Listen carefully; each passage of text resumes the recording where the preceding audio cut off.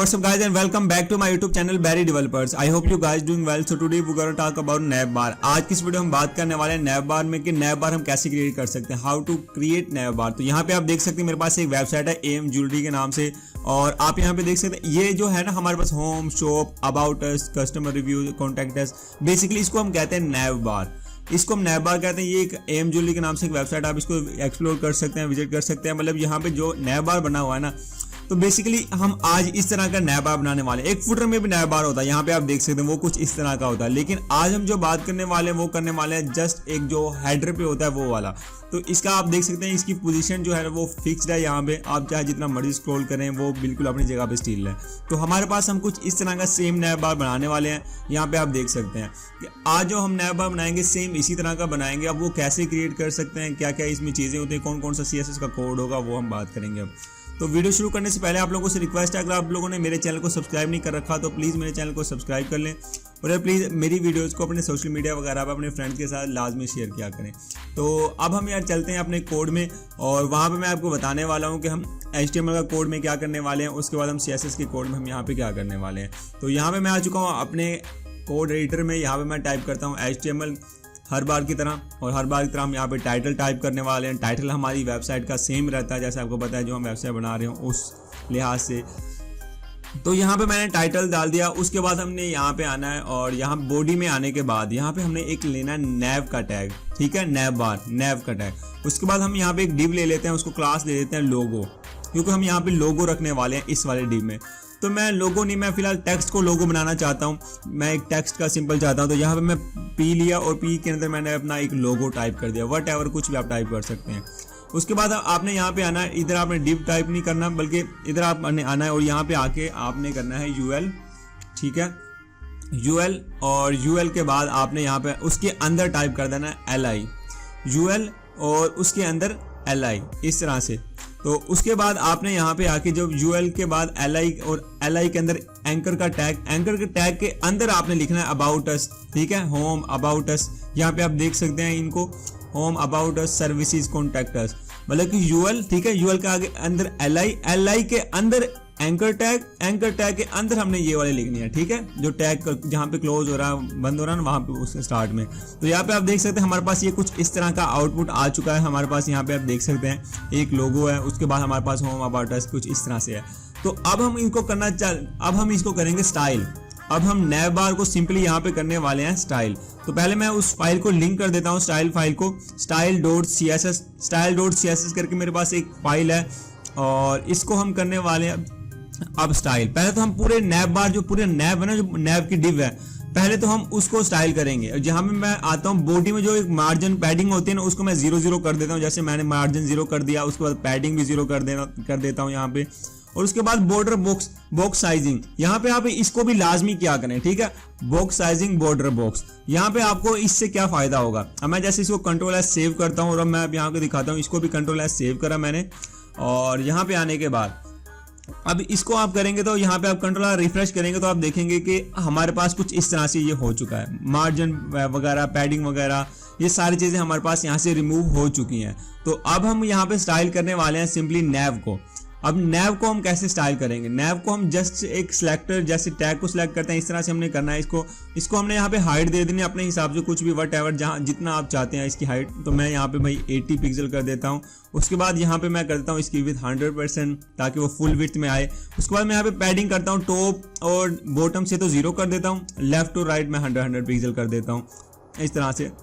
और बैकग्राउंड पे मैं यहाँ पे लीनियर ग्रेडियंट कलर यूज करने वाला हूँ। आप सिंपल कलर भी यूज कर सकते हैं, बैकग्राउंड पे इमेज भी यूज कर सकते हैं, लेकिन मैं यहाँ पे बैकग्राउंड लीनियर ग्रेडियंट करने वाला हूँ। और उसके बाद यहाँ पे मैं इनमें कोई कलर दे देता हूँ, कुछ भी, जैसे ब्राउन, ब्लू। अब ब्राउन और ब्लू मैंने यहाँ पे कलर दे दिया, और यहाँ पे मैं आता हूँ Ctrl+S सेव, और Ctrl+S सेव इसको भी करा। और अब आप यहाँ पे मेरा आउटपुट देख सकते हैं, मेरे पास ये आउटपुट कुछ इस तरह से शो हो रहा है। तो बेसिकली हमारा अभी navbar रहता है, काफ़ी रहता है अभी।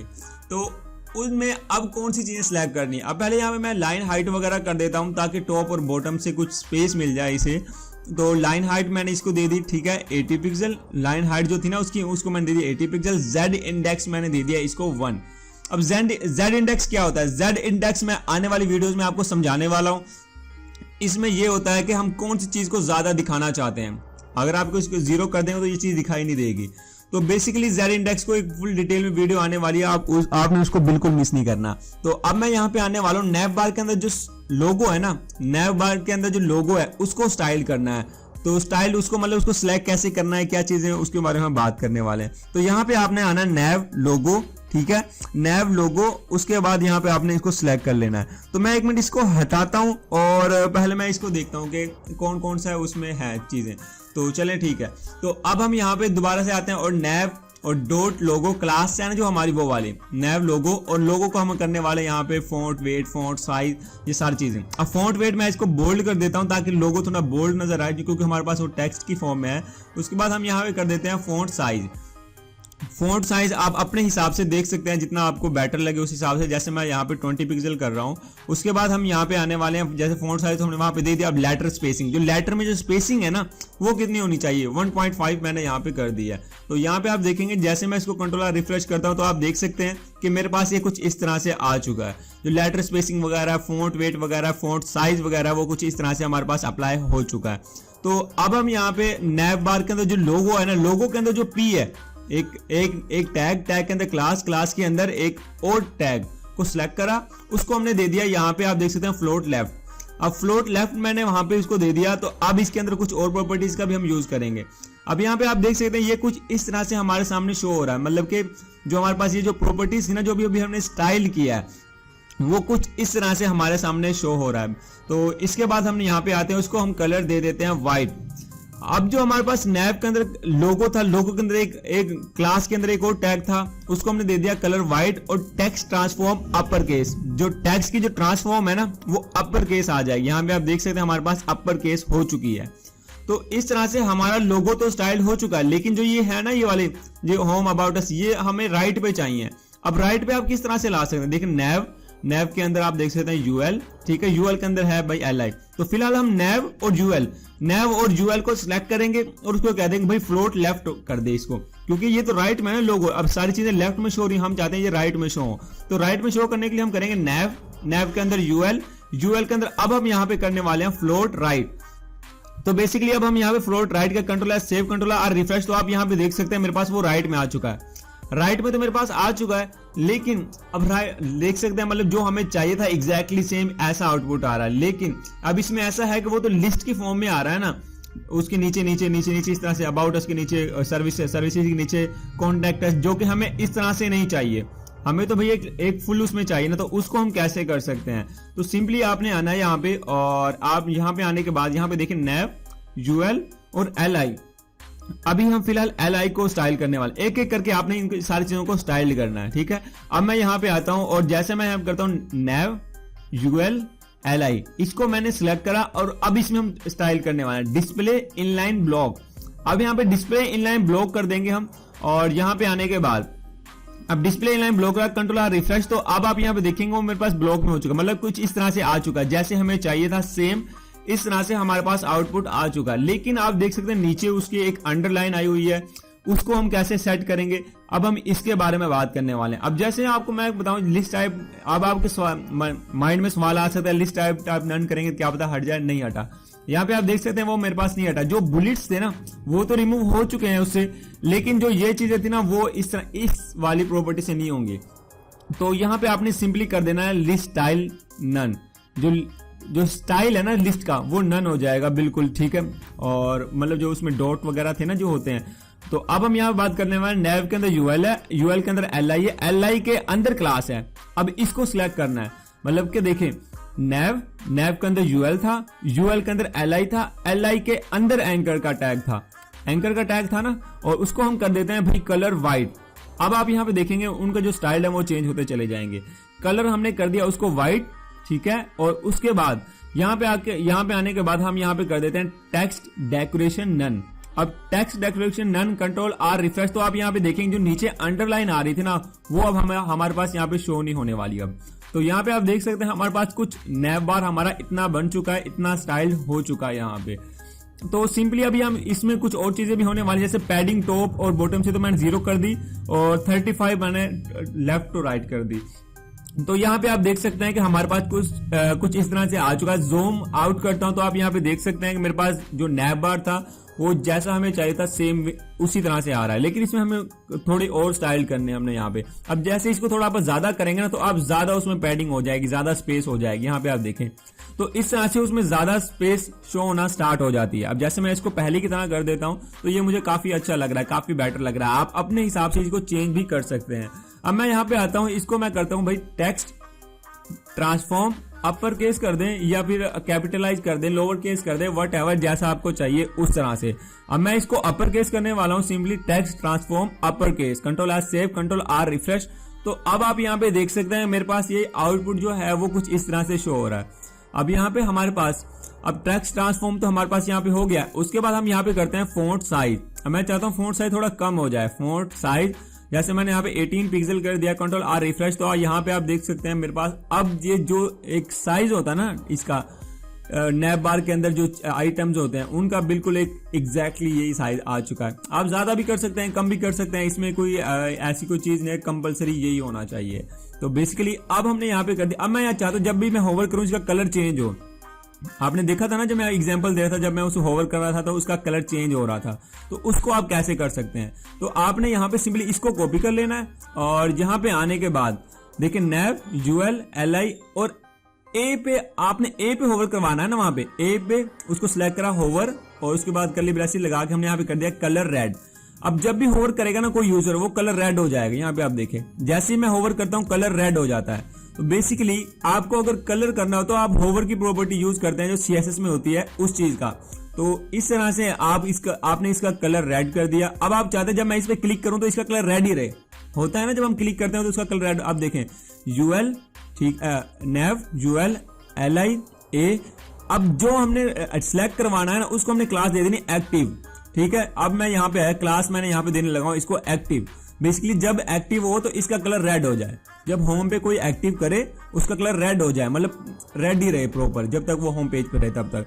अब देखिए नैव यूएल एलआई और उसके बाद अब आपने एंकर टैग को नहीं करना सिलेक्ट, आपने सिंपली डायरेक्ट क्लास को करना है, डायरेक्टली क्लास को करना। अब हमने यहाँ पे कर देना colour red, colour red, control R save, control R refresh नहीं करना। जैसे मैं क्लिक करूंगा तो आप देखें मैंने क्लिक करा तो उसका कलर रेड ही है। मैंने वहां पे क्लिक करा तो उसका कलर रेड ही है हमारे पास यहाँ पे, आप यहाँ पे देख सकते हैं। अब मैं दूसरों पे होवर कर रहा हूं तो तब रेड हो रहा है, अदरवाइज वो बता रहा है कि भाई आप अभी होम पेज पे ही हैं। तो बेसिकली इस तरह से आप एक्टिव का यूज करते हैं अपनी इस वाली प्रॉपर्टीज में। अब नैब बार जब आप बनाते हैं ना तो इस चीज का आप यहाँ पे यूज करते हैं। अब यहाँ पे हम आते हैं और यहाँ पे आने के बाद अब मैं यहाँ पे करता हूँ टू राइट या टू लेफ्ट वट एवर। अब control R save, control R refresh. तो आप यहाँ पे देख सकते हैं मेरे पास वो गायब हो चुका है बिकॉज मैंने यहाँ पे कॉमा नहीं लगाया, उससे समझ नहीं आ रही। अब हम यहाँ पे control R save, control R refresh. तो अब आप यहाँ पे देख सकते हैं कि हमारे पास जो हमने एक सैंपल के तौर पे देखा था सेम उसी तरह का हमारे पास यहाँ पे आउटपुट जो नैब बार था वो शो होना स्टार्ट हो चुका है। अब यहाँ पे रह गई इमेज के, इमेज को हम कैसे लगाएं। तो बेसिकली इमेज को हमने नैब बार के नीचे लगाना है, तो आप डिव के अंदर भी लगा सकते हैं, वैसे भी लगा डिव के अंदर लगाना है आपने। ठीक है, अब इमेज बैनर 1.jpg मेरे पास ये इमेज पड़ी है मेरे एक फोल्डर में। Control R save, control R refresh करूंगा तो आप देखेंगे कि ये रिस्पॉन्सिव नहीं है। तो यहाँ पे आप देख सकते हैं मेरे पास कुछ इस तरह से हो रही है इसको रिस्पॉन्स। अब मैं जूम आउट भी करता हूँ तो देन फिर भी ये रिस्पॉन्सिव नहीं है। तो इसको रिस्पॉन्सिव हमने कैसे बनाना है, तो इसको रिस्पॉन्सिव बनाने के लिए आपने आना इमेज को सिलेक्ट करना है यहाँ पे सिंपली, और इमेज को सिलेक्ट करने के बाद यहाँ पे आपने उसको दे देना विड्थ 100%। यहाँ पे हम आए विड्थ हमने यहाँ पे दे देनी 100% ताकि वो जो पूरी बॉडी है ना उसके 100% पर उसे एक्सीड ना करे। अब जैसे कंट्रोल आर रिफ्रेश किया तो आप देख सकते हैं यहाँ पे। अब नैब बार को देखें जैसे मैं नीचे करता हूं तो वो गायब हो जाता है, देखें गायब हो जाता है। तो इसको हम कैसे फिक्स करेंगे, आपने काफी वेबसाइट देखा होगा जब हम स्क्रॉल डाउन करते हैं तो वो नैब बार हमारे पास स्क्रॉल डाउन ही हो रहा होता है। तो यहाँ पे अपना नैब के अंदर आना, पोजीशन फिक्स्ड कर देनी है, नैब के अंदर आके पोजीशन फिक्स्ड। अब देखें अभी नहीं हो रहा ना, जैसे मैं रिफ्रेश करूंगा इसको तो अब आप यहाँ पे देखेंगे। अब जैसे ही मैंने इसको रिफ्रेश किया तो यहाँ पे आप देखें मैं जितना मर्जी स्क्रॉल डाउन करूं नैब बार स्टिक ही रहेगा, वहां पे स्टिल रहेगा, फिक्स्ड है। ऐसी काफी वेबसाइट्स पे होता है ये वाली चीज ना, काफी वेबसाइट्स पे होती है जो आपने अक्सर देखा होगा। अब मैं यहाँ पे एक और इमेज करता हूँ ताकि आपको थोड़ा सही से डिफरेंस नजर आए। Control R refresh. तो अब आप यहाँ पे देखें कि जैसे मैं स्क्रॉल डाउन करता हूँ तो नैब बार मेरा वहां पे शो हो रहा होता है। अब मैं इसको पहले पोजीशन को हटा देता हूं ताकि आपको सही समझ आएगी एक्चुअली मैं समझाना क्या चाह रहा हूं। इसको मैंने कमेंट कर दिया, कंट्रोल एस सेव, और यहाँ पे कंट्रोल रिफ्रेश। तो जैसे मैं स्क्रॉल डाउन करूंगा तो मेरे पास जो नैप बार है वो गायब हो जाता है। यहाँ पे आप देखें नैप बार हमारे पास यहाँ पे गायब हो जाता है। देखिए मैं स्क्रॉल डाउन करता हूँ, नैप बार नजर नहीं आता। अब जैसे मैं इसको हटाता हूँ दोबारा से उसी उसमें कंट्रोल रिफ्रेश, तो जितना मर्जी मैं स्क्रॉल डाउन करूँ मुझे नैप बार जो है ना मेरा वो नजर आना स्टार्ट हो जाता है। तो बेसिकली आपने नैव के अंदर लगानी है ये वाली प्रॉपर्टी, ठीक है। आपने याद रखना है नैव के अंदर, दूसरी चीजों को में नहीं लगानी। जो हमारी एक डिव है ना, जो नैव है उसमें पोजीशन फिक्स्ड। तो इस तरह से तो यहाँ पे आप देखें हमने नैव में हाइट दी, विड्थ दी, उसके बाद पैडिंग दी, उसके बाद हमने यहाँ पे बैकग्राउंड कलर दिया, उसके बाद हमने यहाँ पे लाइन हाइट दी, उसके बाद हमने यहाँ पे जेड इंडेक्स दिया। तो बेसिकली इस तरह से हम इनका यूज करते हैं। मैं आपको कोड को दोबारा से रिपीट कर देता हूँ सारे कोड को, ताकि आपको कोई चीज़ अगर समझ में ना आई हो तो अब समझ आ जाए। तो पोजीशन फिक्स जो आपको पता है कि उस तरह से। अब जो हमारा नैव का लोगो था उनमें हमने ये वाला स्टाइल करा, तो यहाँ पे आप देख सकते हैं ये हमारा लोगो है, उसका स्टाइल हमने कुछ इस तरह से करा। और नैव के अंदर जो पैराग्राफ था उसका स्टाइल कुछ इस तरह से। नैव के जो यूएल थे उनको हम फ्लोट राइट कुछ इस तरह से करा। उसके बाद जो यूएल के अंदर एलआई थे उनके जो ब्लॉक थे वो इस तरह से बनाए। अब यूएल एलआई के अंदर जो एंकर टैग था उसको हमने इस तरह से स्टाइल करा। उसके बाद यूएल के अंदर एलआई के अंदर ए था, उसको होवर पे ये इफेक्ट लगाया इस तरह से। तो इस तरह से इमेज को स्टाइल किया। अगर आपको कोई चीज समझ नहीं आए तो नीचे आप मुझे कमेंट सेक्शन में बता सकते हैं, मैं आपकी इसमें जरूर हेल्प करूंगा। अगर आप लोगों ने हमारे ग्रुप को ज्वाइन नहीं करा तो प्लीज हमारे ग्रुप को ज्वाइन कर लें, आप लोगों के लिए बहुत हेल्पफुल है वो। और मिलते हैं यार ऐसी एक नेक्स्ट हेल्पफुल वीडियो में, तब तक के लिए अल्लाह हाफिज।